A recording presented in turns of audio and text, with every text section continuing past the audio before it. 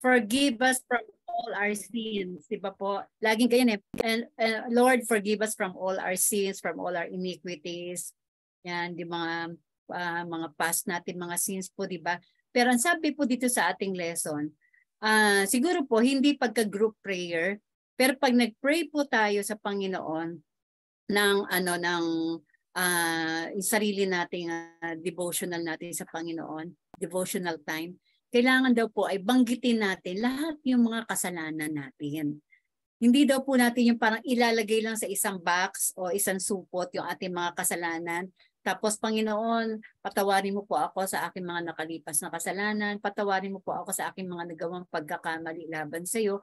Dapat po daw dito sa confession, babanggitin mo talaga yan. Banggitin mo, Panginoon, ako po'y may nakaaway, ako po'y may nasigawan, ako po ay uminit ang ulo sa aking kasamahan sa work, ako po ay nakasakit ng loob ng aking kaibigan o ng aking kapamilya. Ganun po. Babanggitin natin yan, yung ating mga kasalanan sa Panginoon. Although, alam na ng Panginoon yung ating kasalanan. Pero, yung buo, wholeheartedly and sincerely na binubuhos natin sa Panginoon yung ating mabigat o nagawang kasalanan laban sa Kanya. And after nun po, napakagaan na ng ating kalooban, di ba po? Not like pag sinabi lang natin na patawarin mo po ako sa aking mga nagawang kasalanan. So yan po talaga, dapat talaga ibubuhos. Ibuhos mo sa Kanya, ilabas mo sa Kanya yung nagawa mong pagkakamali na nagpapabigat ng iyong kalooban. Yan. Next is Thanksgiving. Yan. So pangatlo po yung Thanksgiving. Minsan yung sa mga nagpipray po tayo, di ba? Nauuna yung pray, yung thank you eh, Thanksgiving sa Lord. Yung Lord, thank you for all the blessings that you have given us. Di ba? Ganun po. Thank you for this day. Thank you for the sunshine. Thank you for the rain. Di ba po? Yung mga ganyan. Di ba? Nauuna yung ating mga thank you. So, dapat po pala, after nang tayo ay makapag-adore sa Panginoon, after natin makapag-confess na ating kasalanan, hihingi tayo na ay magpapasalamat tayo sa Panginoon sa spiritual blessings, relational blessings, and material blessings na ating mga natatamo. So sabi po dito sabi dito sa 1 Chronicles 16:34, give thanks to the Lord for His good, His love endures forever. Di ba po? So lagi tayong magpapasalamat sa Panginoon dahil minsan nawawala po itong pasalamat eh. Madalas ay tayo ay tumatalon agad dito sa supplication. Yan. Bakit ayaw po? Yan. Ayaw pumasok. Yan. Bakit ayaw pumasok itong yan, bless. Yan. Supplication. Yan. Yung supplication po ay request. So madalas pagka nagpipray tayo, nauuna po yung mga request natin, nauuna yung supplication, no? So, mas maganda po talaga tong ginawa ng ating writer na si Pastor, wait lang po, no? Si Pastor Hybels, yan, Bill Hybels, na siya yung nag-invent po talaga nito, o gumawa nito ng Acts prayer, di ba po? So, after mo na makapag-adore sa Panginoon, after na makapag-confess ng mga kasalanan, after na makapagpasalamat sa Panginoon, ay maghingi tayo sa Panginoon ng ating mga kailangan, di ba? God cares about our every need and desire, large or small, di ba po? He wants to answer our request, di ba po? So, gusto ng Panginoon yan eh. Minsan po, may nabasa ako sa isang book, dun kay Ellen G. White na book, parang sa Ellen G. White Library, pero hindi ko po alam kung siya yung sumulat. Nakalagay doon yung book po, ang title ng book, Daring to Ask for More. Di ba? Daring, no? Parang kakayanin mo ba humingi ng mas malaki pa sa Panginoon? Ang sabi po doon sa chapter 1, nakalagay doon na tayo daw mga Christians, pagka didinig ng Panginoon yung ating mga prayers, kapag nagpray tayo at dininig niya, tuwan-tuwa daw tayo. Tuwan-tuwa daw tayo na Oo, ano mga kaibigan ko, mga kapatid, answered prayer po, dininig ng Panginoon yung aking dalangin. Whereas, every prayer naman daw po talaga natin, dinidinig talaga ng Panginoon. Kaya lang, meron tayong mga dalangin talaga na ini-special natin dalangin na minsan hindi yung like for example, nag-pray tayo sa Panginoon ng job, ng trabaho, nag-apply tayong trabaho. Tapos hindi yung trabaho yon ang ibinigay sa atin ni Lord, pero binigyan tayo ng ibang trabaho. So parang hindi natin iniisip na answered prayer yung ating hiningi. Kasi ibang trabaho yung binigay ng Panginoon sa atin. Pero pag ang binigay ng Panginoon sa atin yung exactly na ipinag-pray natin, yung desire ng puso natin, nagsisisigaw tayo, tumatalon tayo, pinupuri natin yung Panginoon, sinasabi natin answered prayer, di ba po? Pero sabi dun sa book, hindi lang daw po kasi natin napapansin o pinapansin yung mga kasagutan ng Panginoon na ibinibigay sa atin. Kaya hindi natin naisisigaw na answered yung prayer natin. Yun, 'di ba po? So nung nabasa ko po yun, tama nga talaga kasi ang pinagpapasalamatan lang natin, pinupuri lang natin pag natanggap natin yung kung ano yung desire natin, kung ano yung gusto natin. Pero ang Panginoon, meron siyang other way na dinggin yung ating dalangin. Mas best para sa atin. Mas gusto ng Panginoon, mas fit para sa atin. Mas better pa o mas best pa dun sa hinihingi natin. Kaya lang, hindi natin pinapagpasalamatan. Yun. So dito rin po sa application, yan, hingi natin dito sa Kanya lahat na ng-request natin, yung ating mga healing for mga illnesses natin, mga afflictions, hihilingin natin lahat kung anong gusto natin sa Panginoon. In the name of Jesus, di ba po? Thy will be done. Yan. So ito po yung sa supplication. So maiksi lang po yung ating lesson ngayon kasi ito po ay tungkol lang sa alam na natin na pattern. Pero mas malalim pa pala kasi minsan po akala natin ganun lang. O sister, ikaw ay mag-pray ng adoration. Si brother, ikaw yung mag-pray sa confession. Ikaw naman yung mag-pray sa thanksgiving. Ikaw mag-pray sa supplication, di ba? So sa supplication, mas mahaba, mas marami. Kasi maraming mga request. Pero sa thanksgiving, hindi natin masyado nababanggit na marami na palang dininig ang Panginoon sa atin. Marami na palang answered prayer na hindi lang natin napansin. Yan. So ito po yung pattern natin, yung ACTS, ACTS, buti po ng Panginoon na meron siyang ginagamit ng mga tao na nagbibigay sa atin ng ganitong mga kaalaman upang mas maging maganda pa yung ating prayer na para sa Panginoon. At meron po akong isang may oras pa naman yata ako. May oras pa ako na meron po akong isang idadagdag dito na testimony na nung ito lang po ng last January na a-attend po ako ng funeral ceremony or ano po, yung worship dun sa isang namatay na isang chaplain din po na Brigadier General. So sa Quezon City po yun, no? So ako po from Cavite ay pupunta ng Quezon City at sinundo ko po sa Alabang yung isa ding chaplain na babae na from Las Piñas Church. So nung kasama ko po yung mga anak ko, so umandar na po kami, so naka-uniform po kami ng type A, pupunta po kami doon para po mag-service.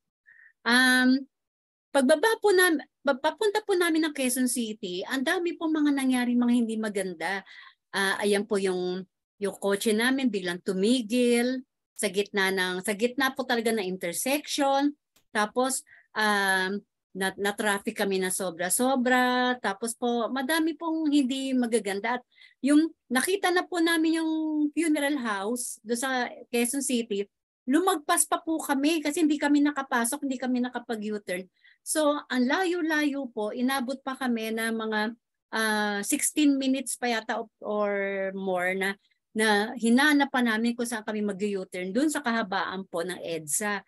So EDSA Quezon City. So ang layo po. So parang ako po parang feel ko na pati si Ma'am Ruby na kasama ko din na chaplain ay ano po, feel namin na bakit kaya ganito nangyayari, parang ano, hindi maganda, parang ganun po. Late na tayo, nakakahiya na, matatapos na yung worship, tapos Adventist pa naman tayo, parang tayo nakakahiya, ganon. So pagbaba po namin ng kotse po, ay ang bilis-bilis na, sabi ng anak ko, ma, hanap na lang ako ng parking, sige takbo na kayo dun sa ano, sa loob ng St. Peter's, yun po. Dito tumakbo na kami nung paglakad po namin, before kami tumawid, meron pong American na sumalubong po sa akin. May kasama din siyang anak na American din na bata na perhaps mga 14 years old po. Tapos, paglapit niya, English siya ng English. Tapos kami naman kasi ni Ma'am Ruby, aligaga na rin po kami na tumawid at makapasok na doon kasi nakakahiya na po talaga. Late na kami doon sa service. Eh kami pa po yung mag-render ng mga song service doon. So pagtawid namin, nilagpasan namin, narinig ko, sabi ng American, humihingi siya ng pamasahe, pabalik pa uwi ng Bataan kasi po, na-hold up daw, na nakawan daw po siya, pinakita niya yung bag niya, butas. Alam ko po, may pera ako sa wallet ko, pero yung time na yun, dumating yung time na parang naging maramot ako kasi ayoko pang maghalungkat na ng bag. Gusto ko nang tumawid na kasi nahihiya na po kami. Yung hiya na po ako na late, very late na kami ng 30 minutes. So, nung tumawid na po kami, bilang sabi sa akin ni Sister Ruby, Sister Leia, alam ko may pera ka eh. Ikaw pa hindi ka mawawala ng pera. Ako talaga wala akong kapera-pera. Kaya nga nakisakay lang ako sa'yo. Sabi niya, pero kung may pera lang ako, bibigyan ko yung mama. Kasi may kasama siyang bata. Tapos parang nagising po ako. Tapos sabi ko, ay, oo nga Sister Ruby. Ano ba yung sinasabi ng mama? Tapos sabi niya, nanakawan daw sila. Nabutas daw yung bag niya. Kaya hindi daw sila makauwi ng Bataan. Tapos sabi ko, ganun ba? Alikan, di baling late na tayo. Total yung pupuntahan naman natin, dead na. Ito, buhay ito eh. Baka anong mangyari? Di tumawid po kami ulit. Pagtawid namin ulit dun sa street, malayo na po yung mag-ama. Malayo na sila. Pero nakita ko po yung bata. Very reluctant siya maglakad. Sobrang pagod na yung bata. Naka-short siya, naka-sports gear. So tinawag ko, sabi ko, sir, sabi ko, wait. Tapos paglingon ng lalaki, sabi po niya, ng American, sabi ko, I have something for you pala. Sabi ko, I'm sorry, hindi kita na ano kasi I don't want to be disturbed. Sabi ko, I'm going inside the funeral na. You're very late already. But I have here, sabi ko, 500 pesos for you. Sabi ko, saan ba kayo uuwi? Tapos di sabi niya, we're going to Bataan daw. Yung anak niya nagdaro daw ng football. Naglakad lang daw sila from Manila, from Luneta to Quezon City. Imagine, nag-start silang maglakad ng 4 o'clock, andun kami sa funeral ng 9 p.m. Tapos sabi ko, wow, naglakad from Luneta to EDSA, ang layo po nun mga kapatid, sobrang layo nun kung sinong mga taga Metro Manila. Sobrang layo. Kaya parang nasaktan ako, tapos sabi ko sa kanya, anong ginawa ninyo sa Luneta from Bataan? Tapos sabi niya, I am a football coach and this son of mine, nag-play siya, nanalo nga sila eh. Pero pagdating namin sa gamit niya, wala nang laman, wala na wallet namin, wala na kaming cellphone. We lost everything. Pero nakita niya yung bag niya, butas yung bag. Nung pagsabi po niya, football player siya, football coach siya, nag-alam agad sa akin kasi football coach po ako. So gusto ko malaman talaga kung coach talaga siya. Baka ini-scam lang niya kami. So sabi ko, I'm also a football coach from Metro Manila. Tapos sabi niya, yeah. Tapos sabi, tinanggal ko yung mask ko. Tapos tinanggal niya, tapos bigla siya sumigaw, you are Coach Leia from the Believe It Prison. You have a big football club inside the camp. Tapos sabi ko, who are you? Tapos sabi niya, I am Coach Carlos. Na-invite na daw namin siya sa club namin. And this is my son. Nakalam niyo mga kapatid, sobrang ano ko, hindi ko alam kung ano gagawin ko talaga. Tapos si Sister Ruby, pray ng pray. Sabi niya, oh God, praise the Lord, praise the Lord. Sabi niya, what a small world, di ba po? Kaya pag sabi ko kay Sister Ruby, sabi ko sa kanya, oh Carlos, ikaw pala yan. Sabi ko, I'm very sorry. Sabi niya, kamuntik pa kitang talikuran pa, ganyan. Tapos sabi ko, gutom na anak mo. So nagdagdag pa po ako ng another money para sa kanila. Sabi ko, ito pang jeep ninyo going to Cubao, and then itong 500 kasi 250 yung Bataan daw nila. So ito pang food pa ninyo. So nagdagdag pa. Tapos sabi niya, imagine, sabi niya sa laki daw ng Metro Manila na nagkita kami doon. So what do you think, 'di ba po mga kapatid, na ang Panginoon yung gumawa ng way.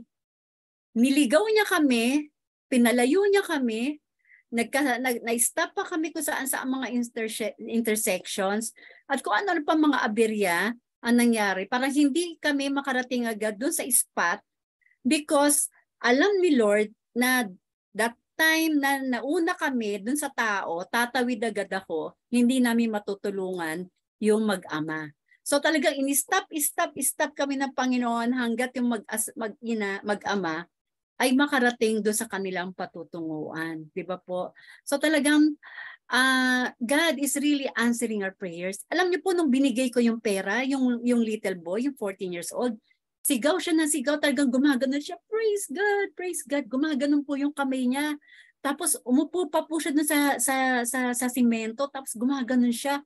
Kitang-kita na yung gutom niya talaga. And hiningi nila yung phone number ko, hiningi ulit yung email ko. Tapos sabi nga ni Sister Ruby, imagine Sister Leia, galing ka pa ng Cavite, galing pa ng Bataan yung mga yan ng kailangan, pero pinag-meet kayo ng Panginoon sa gitna ng Metro Manila kasi kakailanganin niya yung tulong. Kaya God is really working wonders po talaga mga kapatid. No? Kaya talagang napakabuti. Amen kaya, po, amen. Opo, kaya ito sabi sa atin, to Jesus, prayer is a duty as well as a privilege, a right as well as a responsibility. So hindi natin responsibility ang prayer, ito ay isang privilege. Yung bata na nagpipray, nakita ko yung bata na nagpipray, thank God siya ng thank God talaga. Ay alam natin na dininig ng Panginoon yung prayer ng tao, ng bata. At kami, dininig din ng Panginoon yung aming hiningi sa Panginoon na makatulong sa time na yan. Kaya yan po yung ating testimony at mamaya alam natin na si Sister Sharon ay mas marami pang maisi-share sa atin. And thank you po sa lahat and thankful tayo sa magandang message na to na binigay po sa atin ng ating pastor. Oh, God bless po, God bless po. Thank you, Pamela. Thank you. Amen. Praise God. Amen, amen. Amen. So, na-bless na po tayo ng isang testimony. Ngayon po ay mas mabibless pa po tayo dahil mayroon pong ibabahagi si Chaplain Sharon sa atin. Ma'am Sharon.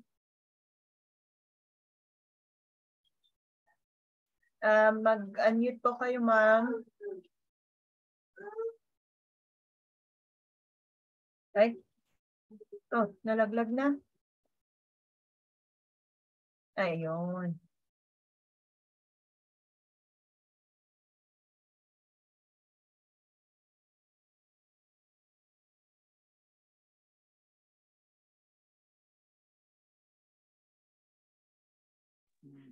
Yan. Hello, good evening to everyone. Okay. So, bless na bless po tayo kay good evening. Bless na bless po tayo kay Ma'am Leia, kay Chaplain Leia sa kanyang testimony. Lalo po tayong mabibless pa sa isang blessing testimony din buhat sa ating Panginoon. Okay. So, alam niyo mga kapatid, na ito ay itinawag sa akin ni Pastor Arnel, nag-usap kami kanina. Sabi niya magte-testimony ako. Sabi ko, ano ba yung topic? Kasi iniisip ko kung ano yung testimony ko out of the dami ng mga testimonies ko na kung paano kasama ang Panginoon sa bawat araw, mga kaganapan, kung paano ang Panginoon gumagawa ng mga amazing yan. Story sa buhay natin. Yan. So, ngayon na narinig ko kanina, mayroon tayong isang classmate, tama po ba, na mayroong karamdaman? Sino po yon? Si Brother Favorites. Okay. So, sabi ko, Alfred. Si Brother Alfred. Okay. Okay, check nga, join ng aking Hello? Pasok ba ako? Naririnig ba ako? Opo. Clear and loud. Okay. Okay lang, ma'am. Okay. So, dadalhin ko po ang testimony kung paano ang Panginoon miraculously healed my daughter. 1995 po ito. Na kung bakit po ako ay nagsabi sa Panginoon, nais kong maging chaplain. At ang testimony na to ay aking isisigaw kung saan mo man ako, Panginoon, dalhin at nararapat tong banggitin, na ibig sabihin may nakikinig na nais mo ring gampanan, gawin ang nagawa mo sa aking anak. Gagawin at gagawin ko. Here I am, Lord, send me. Yun ang sinabi ko. So, paano po ba ito nangyari? 1995 po, yung aking anak, nagkasakit po ng dengue. Yung aking unikaiha. Yan, 9 years old lang po siya noon. Nagkasakit po siya ng dengue at ang pinakamadaling lunas po ay itinakbo sa pinakamalapit na hospital dahil ang sabi po ay dalhin na sa nearest hospital sa sobrang traffic. Yan. Until din po na pagdating doon sa hospital, kami po ay nagtitigan na lang kami kasi bakit tape measure na po ang hawak. Ang lapad, haba ng bata ay sinukat na po. Yun pala po ay bagsak na ang platelet ng aking anak. Iilan na lamang po ang kanyang count. Nasa 10 hanggang sa bumababa na ng bumababa.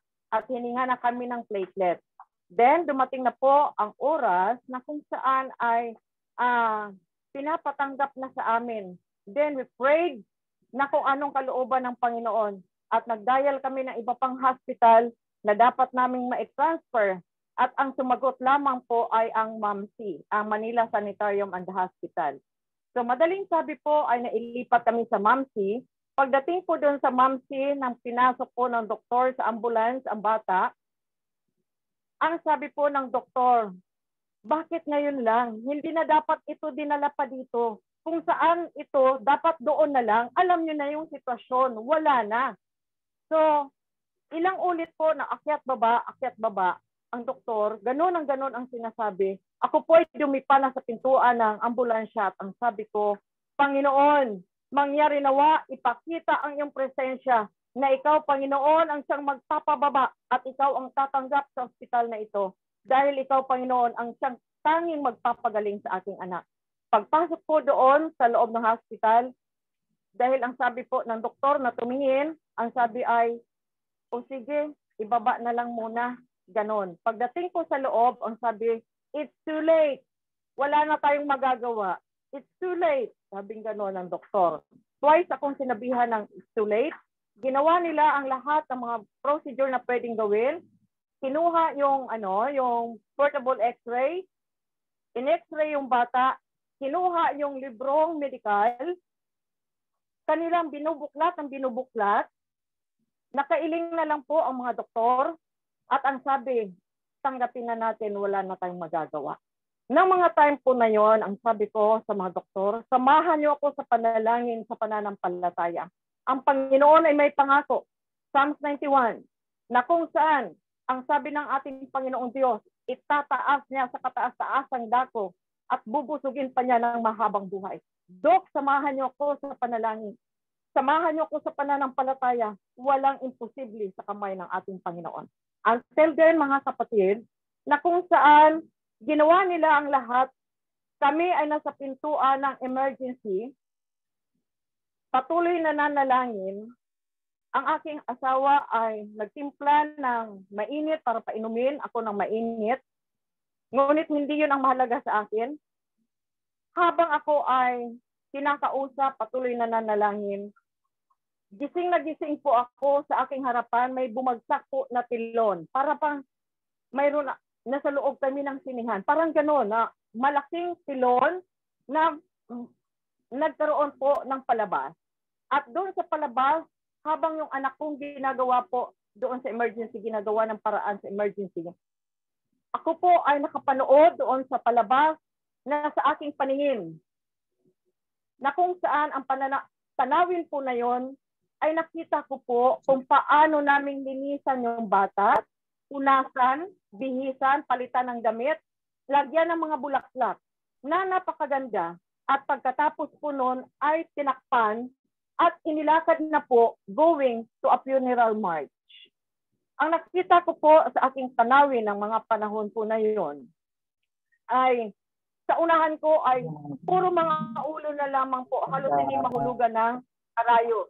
Sa tagiliran ko po, ganun din sa likuran. At nang malapit na po doon sa going to the funeral po sa libingan, ang sabi ko, Panginoon, ito ay gawa ng kaaway. Huwag mo po ito pahintulutan na mangyari. Sa ngalan ng Ama, ng Anak, ng Banal na Espiritu, Panginoon, ang aking anak ay gagaling at gagaling, gagaling at gagaling siya. Kaya pagkatapos po ng aking panalangin, bigla pong nawala. Then ang sabi ko, Panginoon, alisin mo ito sa aking pananaw dahil hindi mo ipahintulot na mangyari po ito. Pagkatapos po yun ay nawala sa aking pananaw, maya-maya po lumapit na yung specialist doctor at ang sabi, ma'am, nasa ICU na bata, inakyat na po natin, pansamantala. Maya-maya man din kayo ay uuwi na. So, anong ibig sabihin mga kapatid? Doon sa sinabi na maya-maya man din ay uuwi na. Ang sabi ko, no doc, it's 100% gagaling na siya. Gagaling na siya. Ang sabi niya, ma'am, it's 1% chance. Ang sa akin, tinanggap ko na walang imposible. Twice akong sinabihan na wala ng pag-asa. Now you give me 1%. 1% plus 0% is 100% gagaling siya. And that is my faith.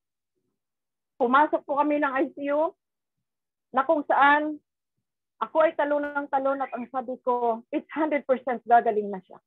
Mga kapatid, pagdating doon sa ICU, ang aking anak, hindi na mapinta ang kanyang mukha. She's really dying. At ang sabi ng aking anak, ma, pagod. Gutom. Uhaw. Na kung saan siya ay naghihingalo na. Ang sabi ko, anak, narito si Jesus. Kantong-kantong ka. Bantayan mo kung paano ka ni Jesus pagagalingin. Lumaban ka, anak. Huwag kang matutulog. Lalo siyang nag-double time sa kanyang paghingalo.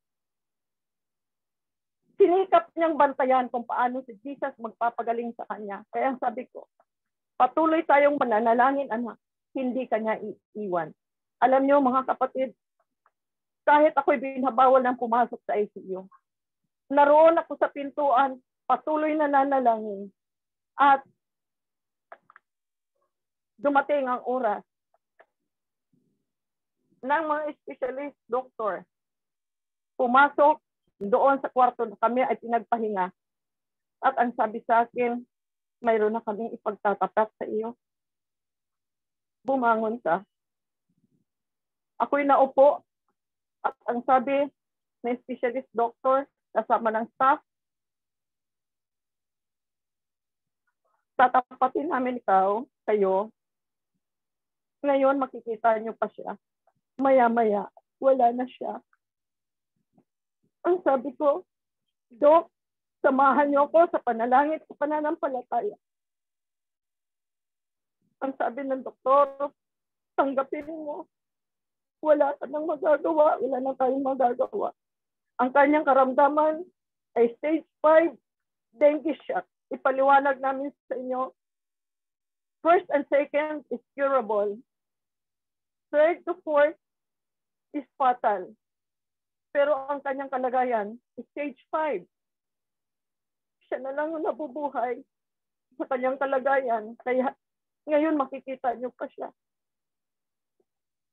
Pasalamatan ng Panginoon na hanggang sa kanyang edad na yan, siya ay nakasama ninyo. Nang marinig ko, natanggapin. Wala na akong choice kundi tanggapin. Ngunit ang aking isinisigaw, Dok, ngayon din, tanggap ko na. Gagaling at gagaling ang aking anak. Walang imposible sa umay ng Panginoon. Sabi ko, samahan niyo ako sa panalangin, pananampalataya. Alam niyo, mga kapatid, hinawakan ako ng mga doktor, ng mga staff. Tumakbo kami dali-dali sa ICU. At pagdating doon, ang sabi ng specialist doctor, Charlene, do you believe in Jesus? Praise the Lord. For your mother have that faith. Ikaw ay aming ipapanalangin. Nanalangin ng doktor. At ang sabi ng doktor, Panginoon, sa aming kakayanan, wala na kaming magagawa.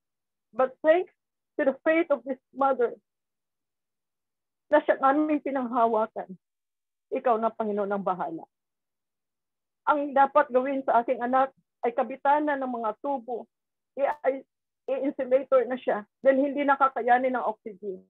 Dahil ang kanyang baga at ang kanyang puso is floating na in water at wala nang chance. Sabi sa akin, bubutasan pa ba natin para i-drain? Pero sa batang-bata siya, may hirapan na. Ang sagot ko, Doc, kung yan ang sabi ng Panginoon, go ahead. Pagkatapos sa aking pagtalikod, papunta ako sa chaplain's office. Sabi ko sa Panginoon, let it be done, Lord. Painless. It would be normal para sa kanya. Hindi mahirapan ang aking anak. Ikaw, Panginoon, ang dakilang makapangyarihang manggagamot na magpapagaling sa kanya. At alam niyo mga kapatid, pagdating sa office ng chaplain, ang sabi sa akin ng chaplain, Ma'am, we did all the prayers, but the record says, wala na tayong magagawa. Tanggapin na natin. So nang time po na yon, ako'y lumupas ay bumagsak sa floor ng pintuan ng chaplain's office na nagsisigaw, Panginoon, ipakita mo sa chaplain na ito. Ipakita mo sa chaplain na ito na ikaw na lamang ang aking tanging kakampi. Walang imposible sa iyo, dakilang Diyos, sa iyong mga pangako. Binanggit ko ang mga text na aking pinanghahawakan. Sabi ko, Panginoon, ikaw ang aking tanging kanlungan ng aking anak. Ingatan mo at hawakan ang buhay ng aking anak. At huwag mo po, Panginoon, siyang pababayaan. Gagaling at gagaling siya. Sabay sabi ng chaplain, halik ka sa loob at tayo'y mananalangin. Pagkatapos, mga kapatid, nananalangin ng pastor, ang chaplain, yes, Lord, ako ng yes, Lord. Yes, Lord, ako ng yes, Lord. Pag may binanggit siya na kung ano pa man, ay wala na kaming magagawa. Ikaw na, Panginoon, thy will be done. Hindi ako mag-yes, Lord, dahil sa akin. My faith ay talagang hindi ng Panginoon pababayaan ng aking anak. From that 0% plus 1 is 100% may gagaling ang aking anak. Alam niyo mga kapatid, right after na kami nanalangin doon sa chaplain's office, tumakbo kami papunta sa ICU. At ang paghingalo ng aking anak ay almost patapos na. Sinabol ng chaplain na sabihin, Charlene, narito ang mama mo, tayo mananalangin na. Tagubilin natin sa Panginoon at i-anoint ng aking anak. At habang nananalangin ng pastor, in-anoint ang aking anak, yes Lord, ako na yes Lord. Natapos ang chaplain, manalangin, umupo, nakatayo na siya. Hindi ako umalis sa tabi ng aking anak, sa paanan ng aking anak.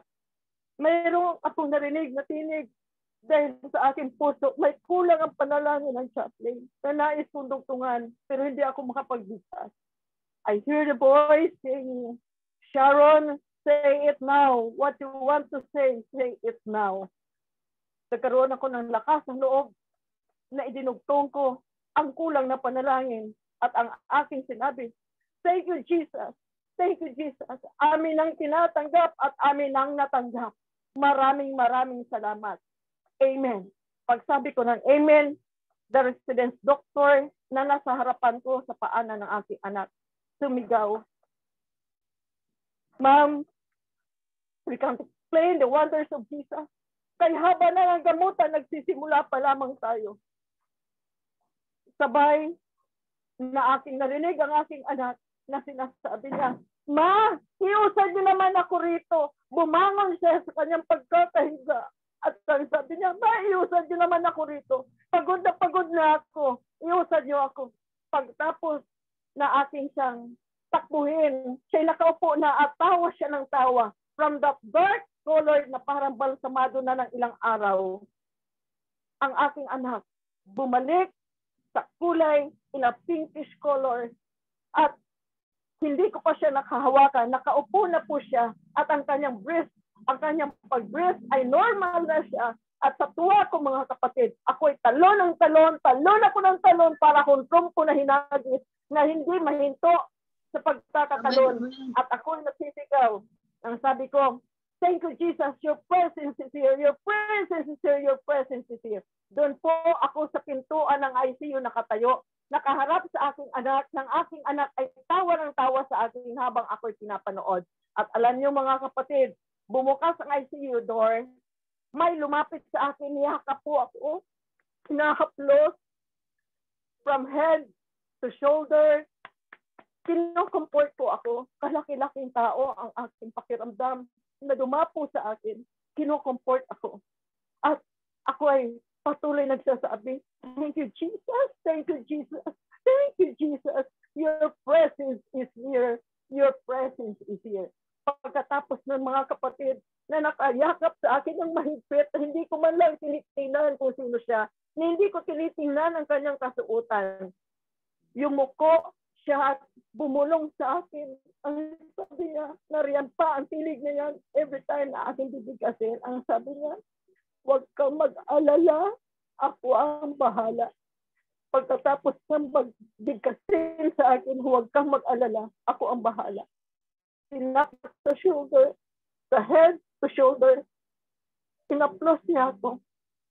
Dumistan siya, nawala ang dagaan sa aking katawan. Then ang pakiramdam ko po ay napakagaan, napakasarap ng pakiramdam ko na pinapanood ko ang aking anak na napakasaya na bumalik sa normal ang kanyang paghinga. At alam niyo mga kapatid, tinitingnan ko kung sinong taong yun na lumagpas papunta doon sa aking anak, di ko na nakita. At alam niyo mga kapatid, doon ko naramdaman ang pangako ng Panginoon. Dahil pag that is 9 o'clock in the morning nangyari, ang ano po, ng Friday, nangyari ang miracle na yun. Pagdating ng 3 o'clock in the afternoon, I went back to the ICU. At naabutan ko ang doktora, the residence doctor, na kandong-kandong niya ang aking anak.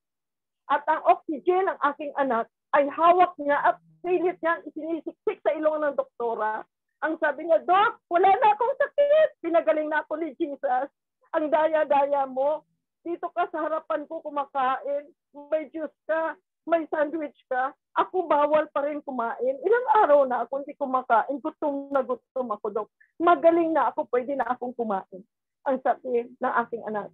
Ang sabi ni Doc, kailangan mo pa ng oxygen. Doc, subukan mo. Pilit niyang iabot sa doktor, sa ilong ng doktor. Ang walang sakit na may oxygen, lalong hindi makahinga. Maayos na po ako, magaling na po ako. Na ako'y nalingula ng doktor. Doktora, ang sabi niya, Ma'am, we can't explain the wonders of Jesus. Mula kanilang umaga, minomonitor po natin. Wala po tayo. Amen po, amen po. Wala tayong nilagay na gamot. Wala po tayong, hindi na po siya nabutasan. Amen, amen. Pero, ang kanyang tubig sa baga, sa lungs niya, hindi namin ma-explain. Wala kaming ginawa.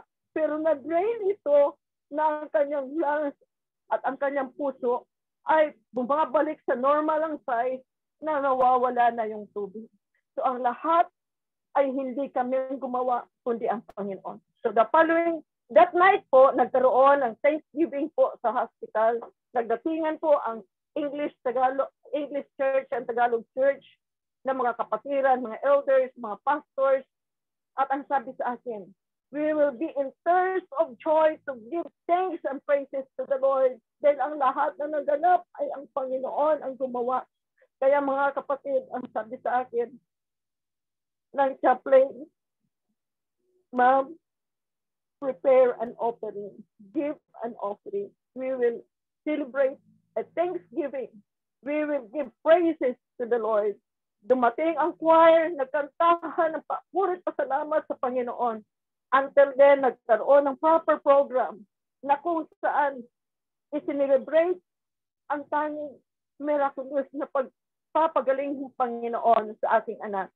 At alam niyo mga kapatid, na dumating na ang oras na ako na ang mag-o-offer, magbibigay ng offering. They are expecting na ako ay magbibigay sa sobre. Ako ay humakbang, lumapit, yumuko Hindi ko mapigilan na umagos ang aking mga luha at ang aking nasabi, ang aking nawika. Lord God, I have nothing to do. Dahil inisip ko mga kapatid, ano man ang mayroon ko sa aking buhay, ni financial man o ano pa man lahat ng yun, hindi akin yun. Kulang pa yun sa mga pangangailangan sa hospital. Kaya sabi ko, Lord, I have nothing to do. Here I am. Here's my family. A living sacrifice. We offer our life. We will go to serve you, Lord, as a living testimony kung paano mo po, Panginoon, ipinakita ang mga bagay nito. Isisigaw namin kung saan man kami dadalhin mo po, Panginoon, sa isang malaking gawain. Nais ko po, Panginoon, magpatuloy maglingkod sa inyo at makikita, Panginoon, ang iyong mga dakilang gawa. At kung nais mo po, Panginoon, na sa bawat pagbanggit mo ng mga testimony ko na ito, ay ang kagalingan ipagkaloob mo sa mga nakikinig. Purihin ng Panginoon. Kaya hiningi ko na mangyari at mangyari ang mga bagay na ito. Kaya that Sabbath nang kami pinauwi ng mga kapatid, from Merville, kami tumakbo papuntang Pasay, Tagalog. Hinabol namin yung oras kahit na napaka-traffic. Sabi ko kay Pastor Lagabon, andito kami buong pamilya. Magte-testimony kami kung paano ang Panginoon nagpahayag ng kanyang kabutihan. At susuko namin ang aming sarili sa Panginoon. Nais namin na kami ay basbasan upang gawin na kami maglingkod sa Panginoon. Kaya alam niyo mga kapatid, doon ko piniling sa Panginoon na kung ako'y gagamitin ng Panginoon bilang chaplain, gawin niya ang lahat ng paraan na ako ay makapaglingkod sa Kanya. Hindi pa man ako mga kapatid nakapag-aral ng chaplaincy. Ako ay pumupunta na sa heart center, pumupunta sa iba't ibang mga hospital pag ako'y tinatawagan upang ipanalangin ang mga may sakit. At alam niyo mga kapatid, sa ICU ng heart center, ang aking ID hinahanap, at ipinakita ko po ay Bible. Pag hinahanapan ako ng ID, Bible ang pinapakita ko. Ako'y pinapapasok sa ICU at ang aking dinadalaw sa ICU, ang kanyang sinasabi. Pag ang asawa'y dumating, ang sinasabi niya, may dumalaw sa akin dito. Sabi niya, sino yun? Sabi niya, ang Panginoon, nakaputi siya. Paano nakapunta dito? Ang sabi niya gano'n, sinong kasama? Si Sister Sharon dumalaw kasama ang Panginoon. Ito ang tunay na paglilingkod ng Panginoon. If this would be a passion from our heart to serve the Lord, no matter what, hindi tayo lumilingon sa anumang bagay, hindi tayo tumitingin anong magiging kapalit, kundi buong puso natin ibigay ang ating sarili, maglingkod sa Panginoon. Hindi tayo ng Panginoon iiwan, hindi niya tayo pababayaan. Tunay, sasamahan niya tayo sa ating paglilingkod. Purihin ang Panginoon. Marami pa mga nais kong ibahagi sa susunod naman mga kapatid, na kung saan kahit sa pamatay, walang-wala na. Pinapatawid ako sa kalsada. May naka-fold na pera na inanda ang Panginoon. At diyan ko nakita kung paano ang Panginoon gumagawa na makapaglingkod. So, yun po. Amen po. Amen. Amen po. Amen po. Sister Rose. Sister Sharon. Magandang experience. Ngayon po, may tatlo na ako. May tatlo na po akong apo sa aking anak na yon at tinestimony po ngayon. Tatlong Amen. apo ko na po. Amen. Amen, Ma'am Sharon. Praise God. Amen and amen. Now, Amen po. so, okay. Napaka-blessed po yung ngayong gabi.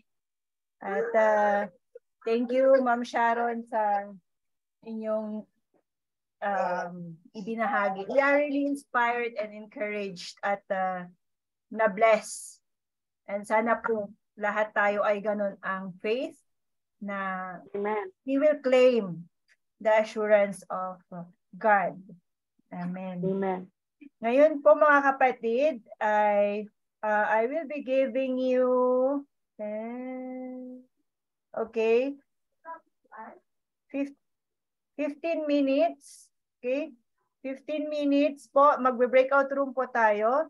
So, sa 15 minutes po na yon is you will share sa group kung ano ang inyong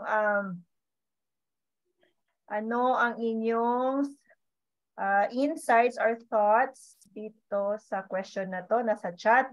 Do we really need to say all our desires or our prayers, knowing God knows what's in our hearts? And within that 15 minutes, please pray also. Okay, have a group prayer.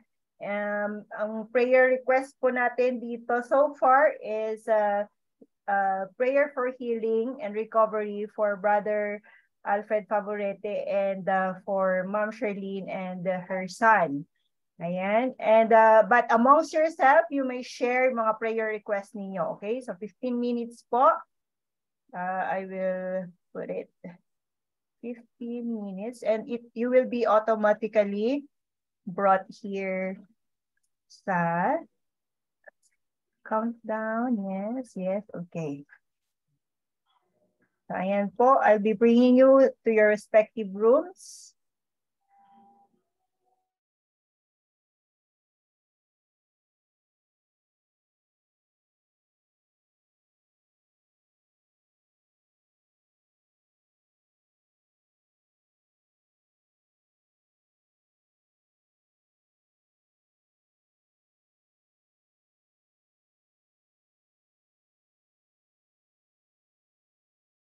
So kindly accept yung invitation ko sa inyo.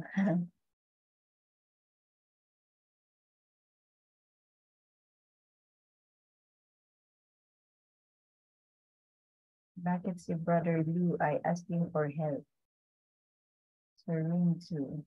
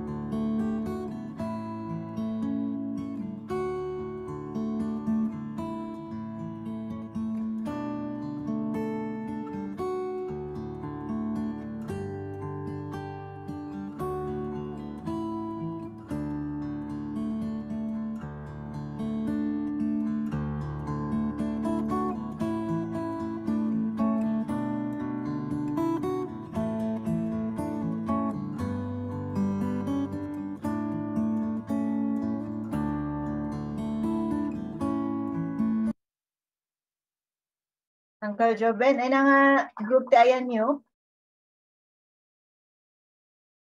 Ang ko nga mo, madam. Di ka kadwayo. Sino kadwayo? Sino malagip mo? Ang ko nga malagip mama. Aya ka, ipan ko na kayo ti any room or aguray kayo? Sige lang ma'am, no, manong room ti existing ya. Enam. Inayon tulad ta, pagkibagalat tanon niya di grupo. Ay, sige. Okay, thanks. Thank you, but.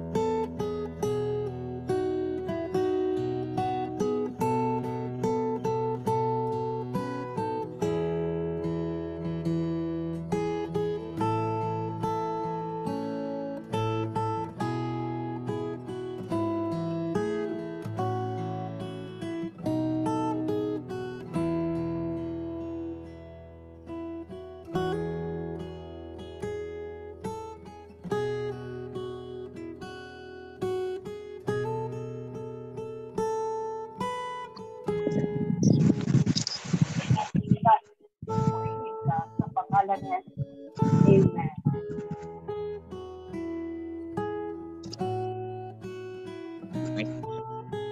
Wala inawa, bawat isa.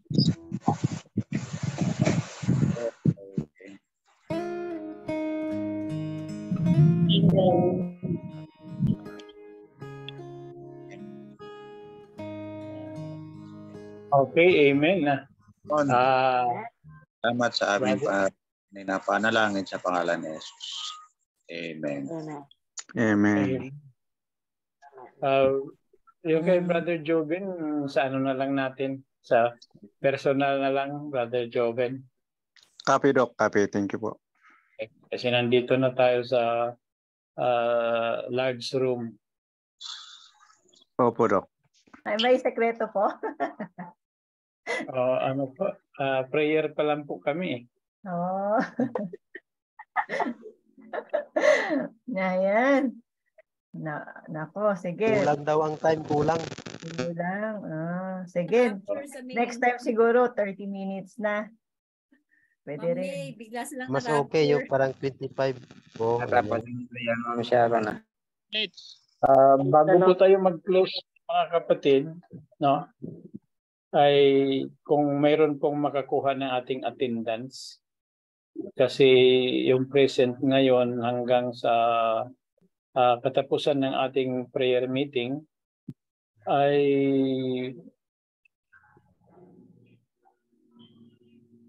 bibigyan natin ng grade na flat A doon sa ating CCC 900. Okay, so itong CCC 900, it is about spiritual development.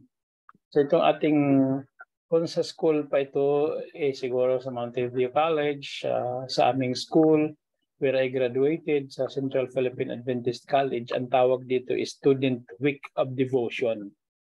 Pero hindi naman pwede tayong mag-Week of Devotion kasi ay once a week lang naman yung meeting natin. So, once a week. So student, ano sa atin ngayon is 7 midweeks of prayer. Every midweek lang po. Tuesday ng gabi, because Tuesday ng gabi is a biblical reckoning is already a part of the midweek. So, yun po ang ating parang reward, no, sa mga present na walang absent. Present, may present naman pero may absent sa ibang araw. Pero pag kompleto yung 6 days hanggang sa last day ng ating midweek prayer meeting and devotion, ang ating reward ay flat A po ang grade doon sa CCC 900. Praise the Lord. Praise God, thank you. So ngayon po ay 38 tayo, no? 38. Sama na si Doc Radja. So, thank you, Doc. Thank you, Doc. Yung hahabol pa next week ay pwede pa silang makapag-AMI. So balitaan niyo mga kapatid. Oo, yung absent ngayon pero next week ay makakapunta, ay mahabol pa yung A-. Okay, so pasalamatan natin ang ating speaker na si Sister Chaplain Lieutenant Colonel na po mga kapatid ang ating effective August 15 po. Ang ating speaker ay siya na po ang ating National Director sa DICC. At salamatan natin ang napakagandang mensahe coupled with a testimony mga kapatid na napakaganda, no? At talagang masasabi mo that God is indeed alive, no? Imagine yung pinag-pray nila mga kapatid na sila po ay maka-attend sa funeral ng on time, ma-bless yung funeral sa kanilang mga paawit. Hindi grinant ng Panginoon. Kasi meron palang iniisip ang Panginoon. Merong better na iniisip ang Panginoon, better than the plan. of Ma'am Leia, no? So, yun po mga kapatid, para po ay may nung nangangailangan pala sa panahon na yon. Okay, so hindi po yung coincidence mga kapatid. Ang tawag dyan is divine providence, no? Divine providence. Sa ibang may term din yan eh. Kalimutan ko lang yung term na parang coincidence din pero talagang paggagabay ng Panginoon. Serendipity. Yan, serendipity. Thank you very much. It was indeed a serendipity mga kapatid. Okay? So thank you very much, Sister Leah, for that message and testimony na iyo pong isinare. Sa testimony naman ni Sister Sharon, ay talagang masasabi mo mga kapatid na pag hindi ka bumitaw, but if you will only persevere, you will only persist, kahit ang Diyos ay hindi siya talaga makakatanggi, no? Makakatanggi. So, mayroong dalawang parable yan dyan sa Bible. The one is yung the parable of the judge and the widow ba yun? Dahil sa kakukulit to, sabihin natin ang kakulitan din in a positive way, epektibo din talaga eh, no? Amen. Dahil sa kakukulit, persistent. wala na kasing ibang Tagalog sa persistent eh. Kundi yung pagiging makulit, meron pa ba?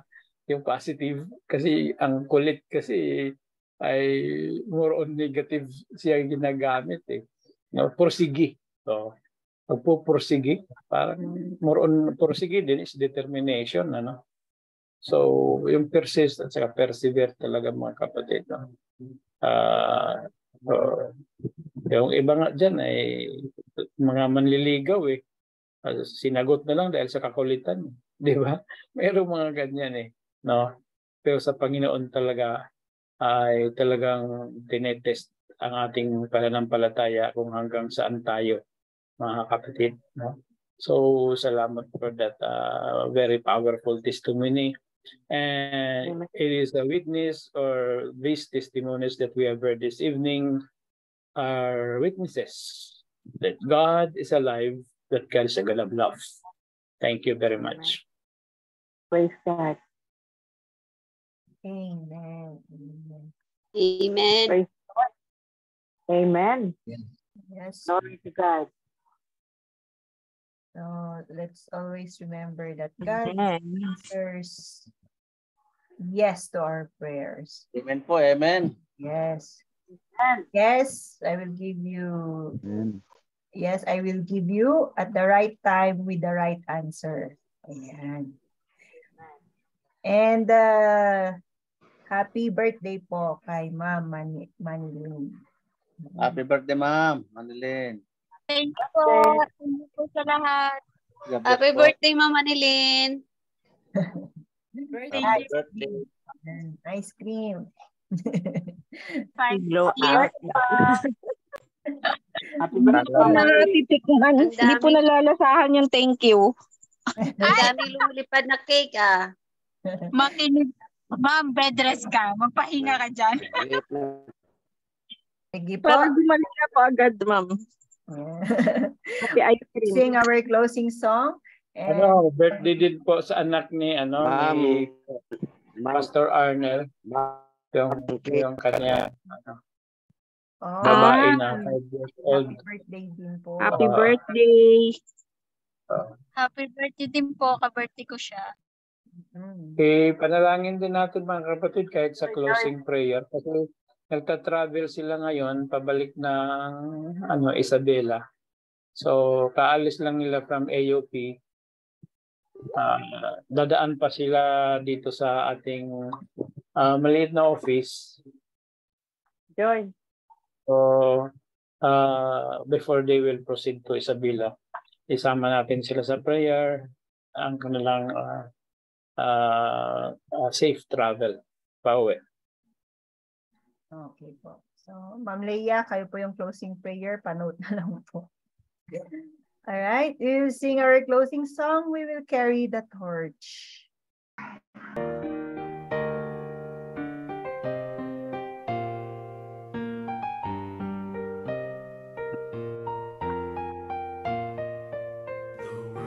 In darkness, George? and they don't even know the danger they're in. We who are called to the glorious fight must shine like a beacon of love in the night. We will carry the torch, we will lift high the flame, we will march through the darkness with the light of His name, till the glory of God is seen by the world. We will carry the torch of the Lord.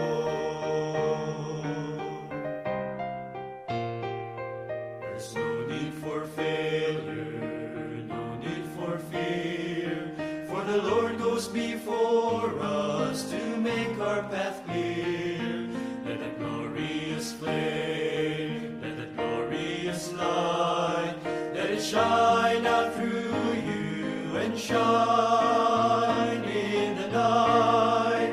We will carry the torch, we will lift high the flame, we will march through the darkness with the light of His name, till the glory of God is seen by the world. We will carry the torch of the Lord.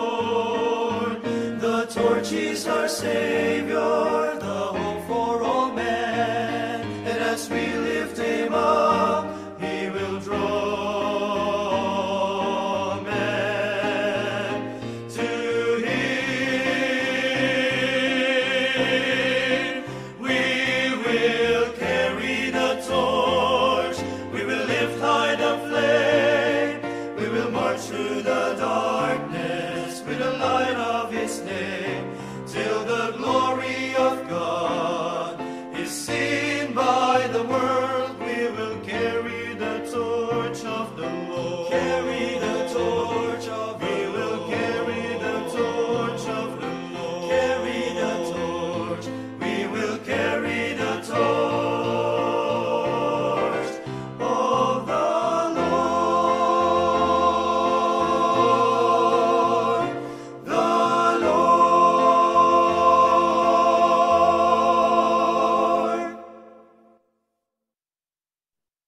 Amen. Amen. Closing prayer na po. Okay. Let's bow our heads for a word of prayer. Lord Jesus, Lord God, we thank you for this wonderful evening that thou hast given us.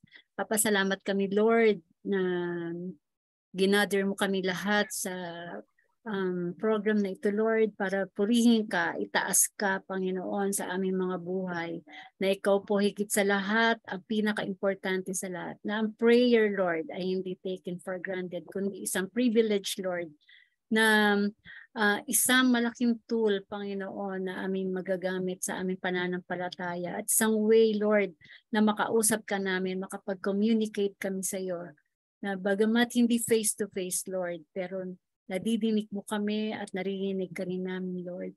Lord, forgive us kung kami po ay hindi nakakaramdam ng iyong mga blessing at pagpapala sa amin, na hindi namin na papagpasalamatan ang maliliit at malalaking bagay, Lord, at pagdinig mo sa aming mga dalangin. Ngunit, Lord, sa aming 7 weeks of prayer na ito, Lord, kami po ay nare-renew sa aming spirit, kami po, Panginoon, ay natututo na maraming bagay, na kami po, Panginoon, ay mas na-empower at lumalakas ang aming spirit at pananampalataya sa iyo. Panginoon, sa aming pagtulong ngayong gabi, ang bawat isa sa amin, ingatan ninyo, lalingkit po si Pastor Chaplain Arnel at si Ma'am Lloyd sa kanilang pag-uwi ngayon galing sa AUP, Lord, sa kanilang pag-uwi sa Isabela. Napakalayo po ng kanilang travel, Lord. At hindi ganun kadali ang kanilang journey. Ngunit alam po namin na padadala mo sila ng holy angels para magbantay sa kanila, Lord, at makakating sila ng safe. Ngayon din po si Brother Alfred, patuloy na pagalingin. Ang problem ni Sister Dory, ang mga problema ng bawat isa, Lord, na hindi man namin nabanggit, ngunit alam po namin na iyon didinggin, Panginoon, at naririnig. Ang lahat po ito, aming hiling, Lord, in the name of Jesus, Amen. Amen. Amen po, amen. Amen. God bless us all. Amen. Amen. Praise